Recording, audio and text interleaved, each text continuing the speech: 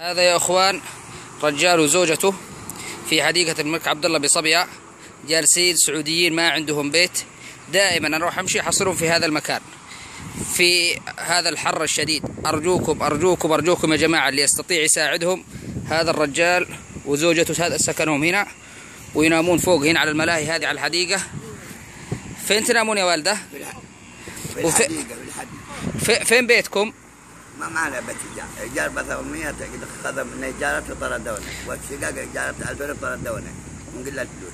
كم لكم هنا يا والد؟ سنة. لكم في هذا المكان سنة؟ لا مقدومي يعني الشقاق هنا والضرب الدير. ومشردين ما لكم أي مكان. الآن إيش طالب يا والد؟ إيش تبغى؟ والله إذا الله رد ما بيت أسكن فيه أنا وياي. يبغون بس بيت إيجار تسكنون فيه في هذا الشهر الفضيل ويقيكم من هذا الحر.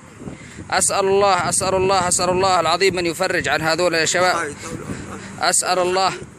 أسأل الله أن الله سبحانه وتعالى من يفرج هذا الوالد مسكين، شوف اللي ذرفت دمعته ذا الحين، أن يفرج همه. هم الآن موجودين في حديقة الملك عبد الله، هو الوالدة هذه سعوديين بطاقهم في جيبهم وجالسين في هذا المكان في العراء. أسأل الله أن يفرج همه في هذا الشهر الفضيل. يا جماعة الخير، يا أهل الخير، الرجاء مساعدة هذول يا جماعة. أسأل الله أن الله يوفقكم ويحفظكم إن شاء الله.